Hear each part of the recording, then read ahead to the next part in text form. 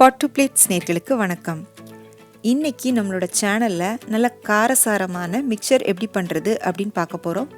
இதை செய்ய என்னென்ன பொருள் தேவைன்னு கீழே டிஸ்கிரிப்ஷனில் கொடுத்துருக்கேன். இப்போ இதை எப்படி பண்ணுறதுன்னு பார்க்கலாம்.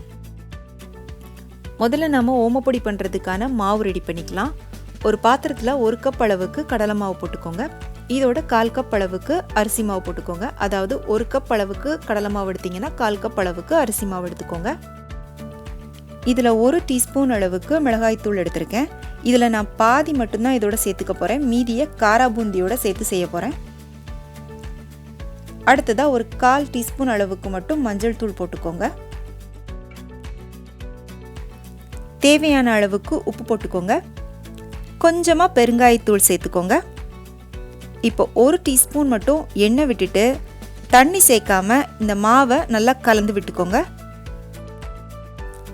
கலந்துட்டு இதில் கொஞ்சம் கொஞ்சமாக தண்ணி சேர்த்து மாவை நல்லா கெட்டியான சப்பாத்தி மாவு பதத்துக்கு பிசைஞ்சு எடுத்துக்கோங்க. தண்ணி உங்களுக்கு ஒரு 1/4 கப்புக்கும் குறைவான அளவு தான் தேவைப்படும். ரொம்ப தண்ணி சேர்க்காதீங்க. இப்போ இதை கொஞ்ச நேரம் அப்படியே வச்சுருங்க. நாம் அடுத்து காராபூந்தி பண்ணுறதுக்கான மாவு ரெடி பண்ணிக்கலாம். மெஷர்மெண்ட் கப்புக்கு 1 கப் அளவுக்கு கடலை மாவு எடுத்துக்கோங்க. இதோட 1 டேபிள் ஸ்பூன் மட்டும் அரிசி மாவு போட்டுக்கோங்க. தேவையான அளவுக்கு உப்பு சேர்த்துக்கோங்க. 1/4 டீஸ்பூன் மட்டும் மஞ்சள் தூள் போட்டுக்கோங்க. இதோட 1/2 டீஸ்பூன் மிளகாய் தூள் சேர்த்துக்கோங்க. இப்போ இது எல்லாத்தையும் ஒரு தடவை நல்லா கலந்து விட்டுக்கோங்க. இதோட 1 டீஸ்பூன் எண்ணெய் சேர்த்துட்டு தண்ணி சேர்க்காம திரும்பவும் ஒரு தடவை நல்லா கலந்து விட்டுக்கோங்க. இப்போ தேவையான அளவுக்கு தண்ணி சேர்த்துட்டு மாவை கரைச்சி எடுத்துக்கோங்க. மாவு ரொம்ப கட்டியாகவும் கரைக்கக்கூடாது, அதே சமயம் ரொம்ப தண்ணியாக இருக்கிற மாதிரியும் கரைக்கக்கூடாது. இந்த மாதிரி ஒரு பக்குவத்தில் கரைச்சி எடுத்துக்கோங்க. இப்போ நாம் மிக்சர் எப்படி பண்ணுறது அப்படின்னு பார்க்கலாம். முதல்ல ஓமப்பொடி பண்ணலாம். இந்த மாதிரி இடியாப்ப குழல் உள்ள ஃபுல்லாக எண்ணெய் பூசி வச்சுக்கோங்க. அப்போ தான் மாவு ஒட்டாது. இந்த மாதிரி சின்ன சின்ன ஓட்டை இருக்கிற இடியாப்ப அச்சு எடுத்துக்கோங்க. இப்போ இது உள்ள மாவு வச்சுட்டு மூடிக்கோங்க.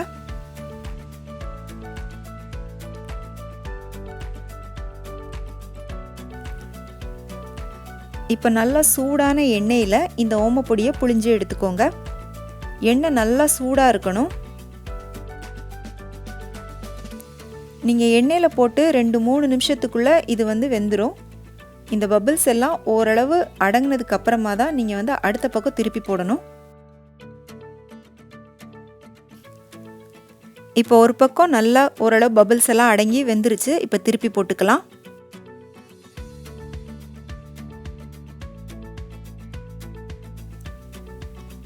இப்போ பபிள்ஸ் எல்லாம் அடங்கி நல்லா வெந்துருச்சு. இப்போ எண்ணெயிலேருந்து எடுத்துடலாம்.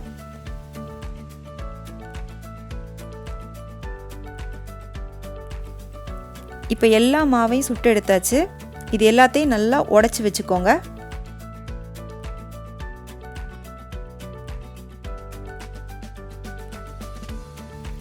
அடுத்ததாக காரா பூந்தி எப்படி பண்ணுறது அப்படின்னு பார்க்கலாம். நான் இந்த மாதிரி பூந்தி கரண்டி எடுத்திருக்கேன். இதில் கொஞ்சமாக மாவு ஊற்றிட்டு இதை தேய்க்காமல் இந்த கரண்டியை லைட்டாக அப்படியே தட்டி விட்டிங்கன்னா போதும். உங்களுக்கு நல்லா முத்து முத்தாக பூந்தி விழும். இந்த மாதிரி பூந்தி கரண்டி இப்போ கடைகளில் கிடைக்குது. இது இல்லை அப்படின்னா கூட ஒன்றும் பிரச்சனை இல்லை. வீட்டில் நீங்கள் நார்மலாக யூஸ் பண்ணுற ஜல்லி கரண்டிலாம் இருக்கும் இல்லையா, அதை வச்சு கூட நீங்கள் காரா பூந்தி பண்ணிக்கலாம். பாருங்கள், நம்மளோட காரா பூந்தி எவ்வளோ அழகாக குண்டு குண்டாக உருண்டை உருண்டையாக வந்திருக்கு. நீங்கள் தண்ணி அதிகமாக சேர்த்து மாவு கலந்தீங்க அப்படின்னாலும் காரா பூந்தி உருண்டை உருண்டையாக வராமல் தட்டை தட்டையாக வரும். அதனால் மாவு கலக்கும் போது ரொம்ப கவனமாக கலந்துக்கோங்க. இப்போ இதே எண்ணெயில் ஒரு 1/2 கப் அளவுக்கு வேர்க்கடலை வறுத்து எடுத்துக்கோங்க. நான் 1/2 கப் போட்டிருக்கேன். நீங்கள் தாராளமாக 1 கப் கூட போட்டுக்கலாம். ஏன்னா நம்ம எப்போ மிக்சர் சாப்பிடும்போது மிக்சர் காலியாகுதோ இல்லையோ முதல்ல அதில் இருக்கிற வேர்க்கடலை காலியாகும். அதனால் வேர்க்கடலை தாராளமாகவே போட்டுக்கோங்க. அடுத்ததாக 1/2 கப் அளவுக்கு பொட்டுக்கடலை வறுத்துக்கோங்க. ரொம்ப நேரம் எண்ணெயில் விடாதீங்க. டக்குன்னு கலர் மாறினதும் எண்ணெயிலேருந்து எடுத்துருங்க. அடுத்ததாக 1/2 கப் அளவுக்கு அவலையும் எண்ணெயில் போட்டு வறுத்துக்கோங்க. இதை எண்ணெயில் போட்ட 2 செகண்ட்குள்ளே சட்டுன்னு பொரிஞ்சிரும். அதனால் ரொம்ப கவனமாக உடனே எண்ணெயிலேருந்து எடுத்துருங்க. இதில் ஒரு 4-5 பல் பூண்டை அதோட தோல் எடுக்காமல் ஒன்றும் பாதியமாக தட்டி வச்சுருக்கேன். இதையும் எண்ணெயில் போட்டு வறுத்து எடுத்துக்கலாம். கருக விட்டுறாதீங்க. கொஞ்சம் ஃப்ரை ஆனதும் எண்ணெயிலேருந்து எடுத்துருங்க. அடுத்ததாக கொஞ்சமாக கருவேப்பிலையும் எண்ணெயில் போட்டு எடுத்து வச்சுக்கோங்க. நான் காய்ந்த கருவேப்பிலை யூஸ் பண்ணியிருக்கேன். நீங்கள் ஃப்ரெஷ்ஷான கருவேப்பிலை கிடச்சிச்சின்னா அதை போட்டிங்கன்னா இன்னும் நல்ல மணமாக இருக்கும். இப்போ மிக்சருக்கு தேவையான எல்லா பொருளையும் நம்ம ரெடி பண்ணி வச்சாச்சு. இப்போ எல்லாத்தையும் நம்ம ஒன்று சேர்த்து கலந்துடலாம். இந்த மாதிரி ஒரு பெரிய பாத்திரமாக எடுத்துகிட்டு அதில் நம்ம ரெடி பண்ணி வச்ச காரா பூந்தியை போட்டுக்கோங்க. அதோடவே ஓமப்பொடியும் போட்டுக்கோங்க. அடுத்ததாக நாம் வறுத்து வச்ச எல்லா பொருளையும் போட்டுக்கோங்க.